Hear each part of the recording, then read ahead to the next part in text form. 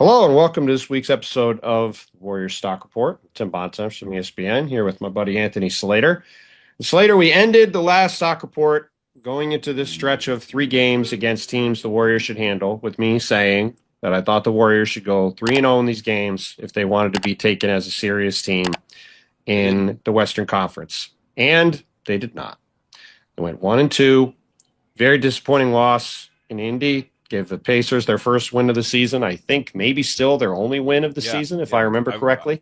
I believe I saw the Nets go into Indy and pop them. Yes, that's right. The Nets got their first win in Indy a few days later. They then beat the Phoenix Suns on Tuesday at home. And then they came over to your neck of the woods the next night, Wednesday night. Warriors Kings, battle for Northern California. Russell Westbrook had a triple-double. Declared himself the best rebounding guard of all time, had a back and forth with you, and the Kings win the game. So now the Warriors sit here. It's on Friday morning. Warriors are going to play Denver Friday night. Yes. Extremely disappointing week, I would say, in Warriors land. And while the stock is obviously down across the board, I would say at the moment, what is your take on where things sit after a couple of really poor performances in recent days for this group? Obviously, like you said, bad week. 5-4 is not where they wanted to be through 9 games, and especially when they were 4-1. The glass half full would be, hey, like, look what's going on just physically right now. Jimmy Butler went up for a dunk in Indy, back tightened up. He's basically missed the last 2 games. He played 14 ineffective minutes against Phoenix and then basically asked out of the game. Draymond didn't play in the Sacramento game, and then Steph, like, look, he's got like legitimately like pretty badly sick. Missed or played in the Phoenix game and was like exhausted in the second half. Still puttered to the finish line, and then is going to miss this Denver game tonight. Missed the Sacramento game, obviously. So it's like there's health reasons for at least some of these like fading struggles. So that's glass half full. Glass half empty is like it's 9 games in. It's 9 games in, and Steve Kerr's on the podium talking about a team being wiped out. We can get to stock down on Al Horford with the way he's playing, but also the way they have to limit his minutes and his games played, which I think is impacting his rhythm. But it's again, yes, they are going through a grueling patch of the schedule, and sure, the league put maybe their roughest 20-game stretch as their first 20 games, just from a travel perspective, so that has something to do with it. But they have not even got to the 6-game road trip. That's the hardest part of it. And we're already talking about, the grueling, grind of an 82-game stretch. Well, it's 9 games in.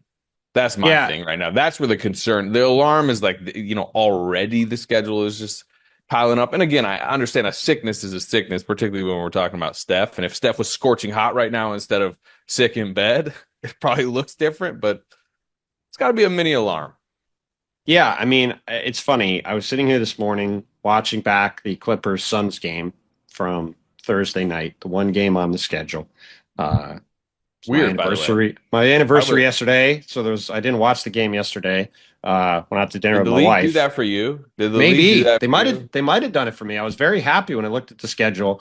Other than that, I had to try to come up with 3 things to watch in the NBA, and I had to pick them all from that game, which was a bit of an adventure. But I think I saw you're like Mark Williams has had like a positive start to this season. I had to stretch it a little bit. It'll be a lot easier on Friday with Victor going to Houston, playing against Houston, and a bunch of other stuff going on. But I was watching Clippers Suns and thinking about doing the stock report, and I went into the season very high on the Clippers and very high on the Warriors.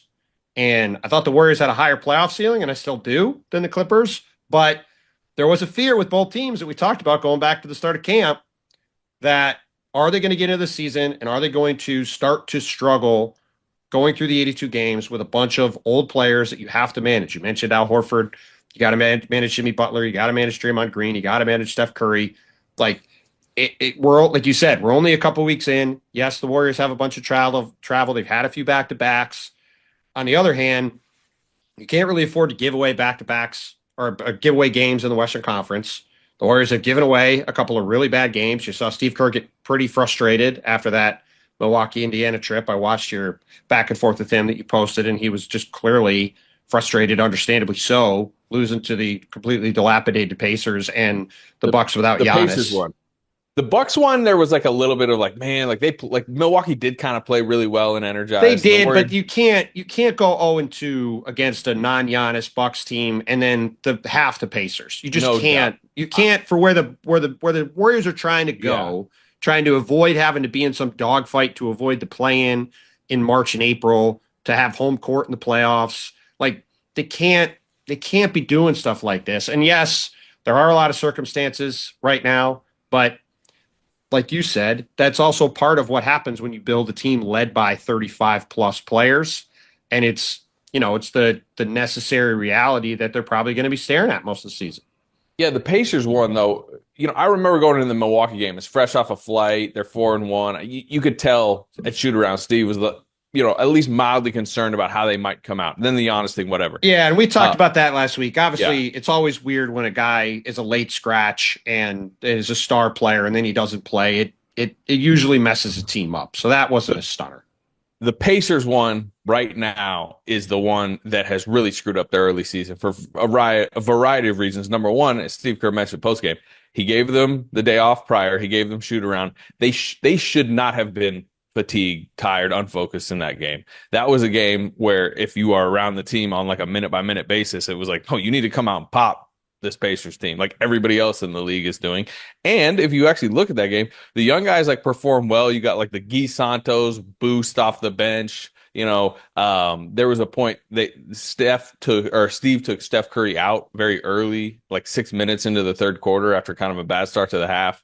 And I think they were down whatever a few, and then by the time he sat him 12 full minutes. I haven't seen this. Last six of the third, basically first six of the fourth, and by the time Steph got back in, they're up 8 or 9, and it's like, okay, like you haven't not even played well to this point. You're up six. You're facing a depleted Pacers team. Just putter this thing to the finish line, and they completely collapsed against like Quentin Jackson. Well, here's all you got to say. This is a few days ago, but I'm looking at the box score right now. Quentin Jackson, interesting athletic two-way guard, but again, a two-way guard, right? After Ryan Rollins, a very interesting young player, but still a young, unproven player, went crazy the game before. 25 points, 10 assists, 10 for 16 from the field, 31 minutes, plus 20. Steph Curry in the same game, 24 points, 2 assists, 5 turnovers, 4 for 16 from 3, minus 21. Yeah. Like, and I know Steph put it on himself after the game, as you'd expect, but like, the Warriors can't have that in that game. Look, they're 6-3. They're 6-3 if they just like finish the job there. Yes. And like, that's not fantastic. We're not coming on here like, well, look at these. They're no, but it feels a lot. It feels a lot That's, different than 5-4 with now Jimmy Butler dealing with a back thing and Steph now missing this Denver game. It's very likely. I mean, again, we just talked about a couple crazy results, right? So it could be another way. But you go into this game Friday night, you expect the Warriors to be 5-5. Like that's not good. 10 games in, obviously, given where the expectation is, they're going to have to be from a win standpoint to be a home court advantage team in the West and to have as easy a path as they could get through what's going to be a difficult run through the playoffs if they can do it. yeah, I mean, look, the last several seasons, really since 22, they built such a big cushion early. They went 18-2 that they were able to just like withstand a really bad March. I think at one point they lost like 7 Right. or 8 games. They could Like, manage the season because they had the good start, which again is Yeah. what they were hoping to do this year and why you can't give away games like these. Yeah, and the season's wacky. Last year, they come out to 12-3, and they're like mission accomplished. You know that meme with what is it, Bush with they were Yes. doing that at 12-3 last year On the aircraft carrier. Yes, I've never seen a season flip quite as quickly. Where they went 3-12 over the next 15, and they were at 15-15, and mission was not accomplished. No. So. Like they could have a really hot stretch come. They could surprise on this road trip. But again, a lot of this early season gauntlet they're talking about is about to happen. So, that is where the concern level is, and you could pinpoint the young guys and we could talk about some of them in the Sacramento game. That was winnable. No Zach LaVine, no Domantas Sabonis. Obviously, nobody on the Warriors side, none of their headliners. But well, yeah, and it obviously is different when those guys are all out when you look at it later and say, well, they lost a close game to Sacramento without the old guys. But again, that's the kind of game they have to find a way to win. Yes. I think they were like 2.5 point dogs. Like it was considered a toss up, even in the arena pregame. It's like this is kind of intrigued. Warriors Nation, you better believe it. We're witnessing the rise of another Golden State gem, the kind that this franchise seems to find when nobody else is even paying attention. Because every once in a while, the basketball gods reward a team that doesn't just draft talent, they draft fit, intelligence, and heart. And this season, that blessing came in the form of a rookie named Will Richard, a name most NBA teams slept on, a name 55 other franchises passed over, and yet right now, he looks like the biggest steal of the 2025 NBA draft. When the Memphis Grizzlies called his name at number 56 and immediately sent his rights to Golden State, most analysts didn't even blink. They thought, oh, another late pick, probably a G League stash. But inside the Warriors' war room, Steve Kerr and Mike Dunleavy Jr. saw something different. They saw that trademark Warrior DNA, discipline, basketball IQ, and that rare, unteachable instinct to win.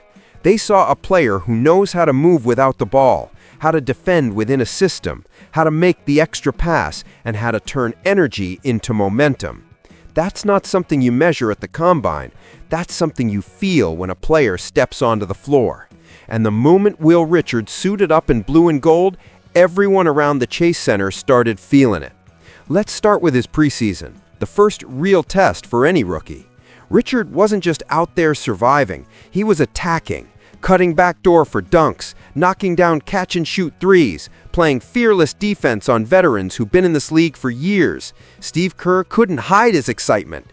In one interview, Kerr said, he can shoot, he can guard, and he just gets the game. You feel his energy when he's out there.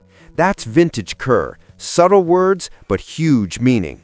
Because when a coach who's led 4 championships says he feels your energy, that means you belong. And guess who else noticed? Stephen Curry, the heart and soul of this dynasty, the greatest shooter alive, the ultimate barometer of what warrior culture looks like. Curry said Will Richard's mentality lifts the whole mood of the team. That's not praise lightly given. That's Steph identifying another soldier ready to carry the banner forward. Now let's talk about the night that changed everything. November 5th against the Sacramento Kings. Injuries had ripped through the roster. The Warriors were short-handed, exhausted, and in desperate need of a spark. And then the rookie got the call. His first NBA start. And what did he do? He didn't flinch. He didn't freeze. He erupted. 30 points, 7 rebounds, 3 assists, 1 steal, shooting over 50% from the floor and drilling 5 threes. For a kid taken 56th overall, that's not just impressive, that's insane. That's history knocking early. Even though the Warriors lost that game, nobody in that locker room walked out feeling defeated, because they knew what they had just witnessed, the next chapter of their future. A glimpse of a new generation ready to pick up the mantle. It was more than a box score explosion. It was validation. It was the exact reminder that this franchise is still as sharp as ever at finding gold at the bottom of the draft. And look at the environment he's in. He's surrounded by masters of the craft. Jimmy Butler, toughness and drive. Draymond Green, defensive IQ and leadership. Al Horford, wisdom and spacing. Gary Payton II, energy and hustle. And then there's Steph, teaching him how to lead, how to read defenses, how to shoot, not just with form, but with purpose. This is a dream ecosystem for a player like Will Richard. Every day in practice, he's absorbing greatness. Every rep is a masterclass. Every timeout huddle is a mentorship moment. And the Warriors, with their legendary player development, are already shaping him into something special. Remember, this team built its dynasty on second-rounders and overlooked talents. Draymond Green was pick 35. Trace Jackson-Davis was a late pick. Quinton Post wasn't supposed to make it this fast. But the Warriors keep turning depth pieces into difference makers. That's the secret sauce of this franchise. And what's most impressive about Richard is that he doesn't act like a rookie. You can see it in his body language, calm, composed, confident. He doesn't chase the spotlight, he just plays. He reads rotations, he positions himself perfectly off the ball, and he knows when to step in and when to step back. You can't teach that kind of basketball sense. That's pure instinct, and that's what wins playoff games. If you watched closely during those minutes he's on the floor, the Warriors' pace changes, the ball moves faster, the spacing widens, the energy rises, the team starts flowing again. It's like watching a bridge being built between eras, the veterans steering the culture and the youth carrying the momentum. Now think about this. The Warriors are known for thriving on unselfish play, precise rotations, and relentless intensity. That's what made them a dynasty. And in Will Richard, they just found someone who embodies all of that, but with young legs, fresh hunger, and no ego. That's the kind of player that extends a dynasty, that refreshes a core, that keeps your team relevant when others fade. Let's be real, every great era has its turning point. The Spurs had it with Kawhi Leonard. The Heat had it with Tyler Hero. And now, the Warriors might just have found theirs with Will Richard. Because when your rookie is producing like that, when your veterans trust him, when your coach praises his intelligence, and when your superstar calls him fearless, you know you're looking at something more than a fluke. You're looking at a foundation piece. And the story's only beginning. Richard's minutes might still fluctuate. That's normal for a young player in Kerr's system. But make no mistake, his rise is coming. Slowly, steadily, and undeniably. Every practice, every substitution, every rotation adjustment. You can feel the future of the Golden State Warriors forming in real time. Warriors fans, we've seen this movie before. Remember when everyone said the dynasty was over? Remember when they said the window had closed? Remember when they said Steph, Clay, and Draymond were too old? And then they came back and won another ring. Because that's what the Warriors do. They evolve, they adapt, they surprise.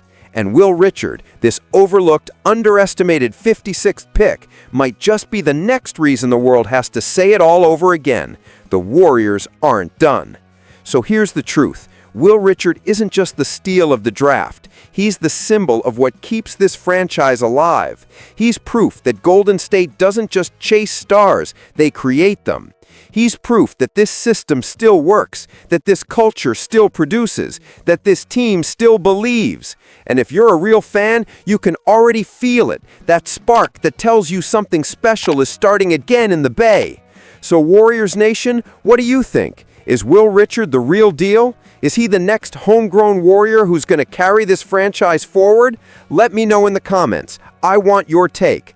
Do you believe this young man could be the one to keep the dynasty alive? Make sure to like, drop your thoughts below, and subscribe to Warriors Nation News for more stories, reactions, and behind-the-scenes insights from the team we love. Because the story of Will Richard and the next era of Golden State basketball is just beginning.